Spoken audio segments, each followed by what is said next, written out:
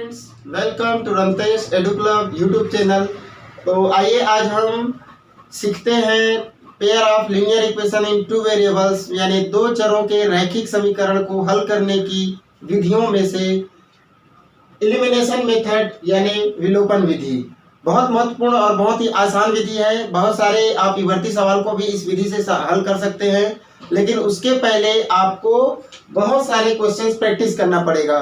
कभी कभी सीधे इस तरह के क्वेश्चंस दे दिए जाते हैं, बहुत महत्वपूर्ण क्वेश्चंस हैं और आपको सॉल्व करने के लिए कह दिया जाता है। तो आप जिस मेथड से भी करना चाहें कर सकते हैं, लेकिन एलिमिनेशन मेथड बहुत ही आसान होता है, विलोपन विधि।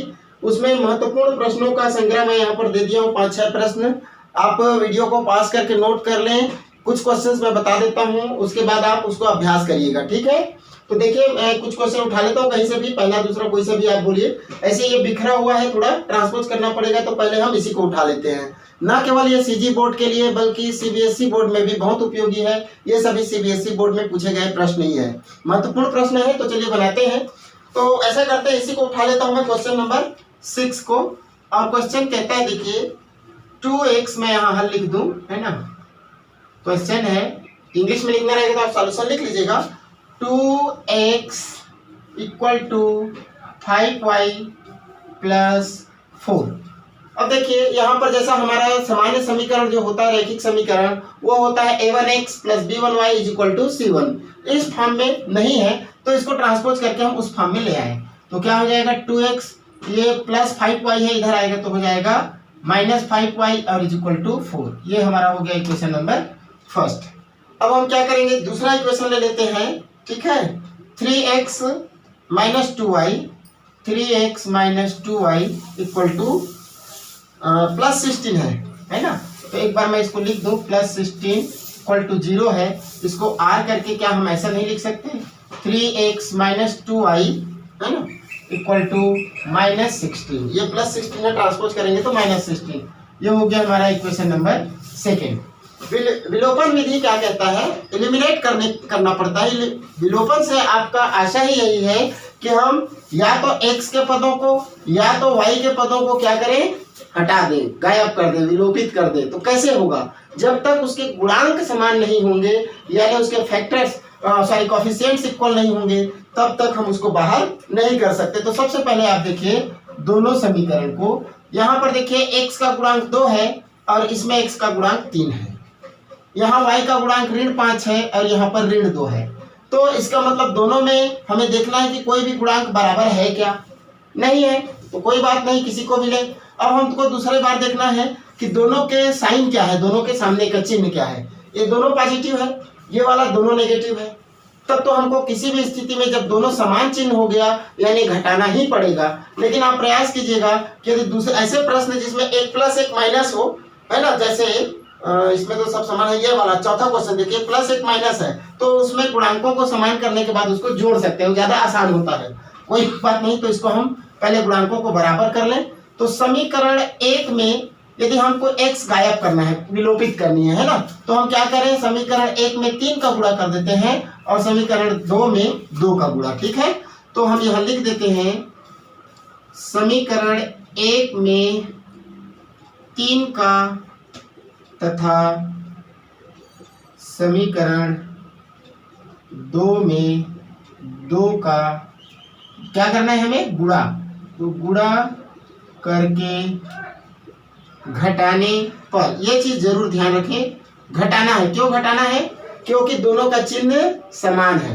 यहाँ पर भी बराबर करते तो घटाना पड़ता, क्योंकि दोनों माइनस है, यहाँ दोनों प्लस है। तो चलिए गुणा करते हैं। पहले वाले में किसका करेंगे, पूरे समीकरण में करना है ना, 3 का। तो 3 का जब गुणा करेंगे तो कितना हो जाएगा, चलिए बोलिएगा।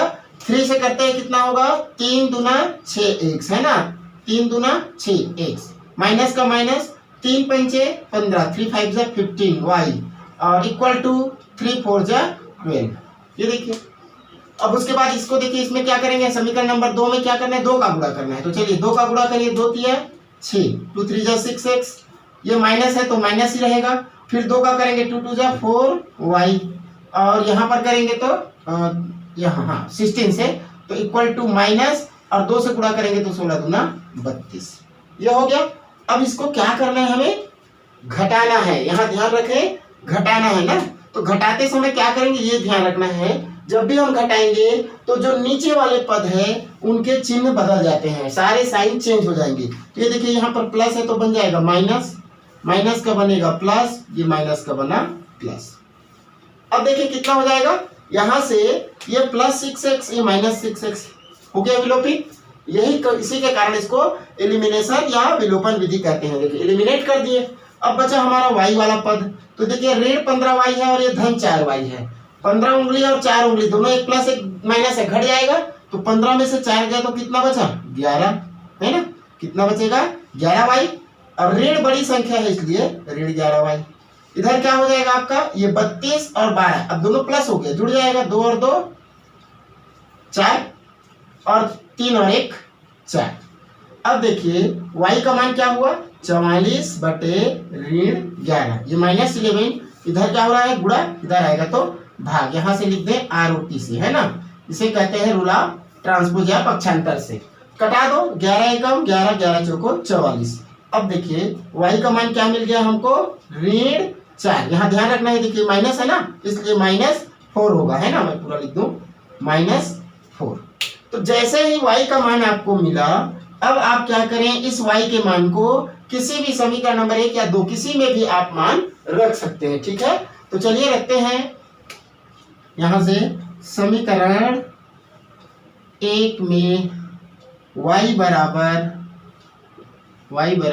ऋण 4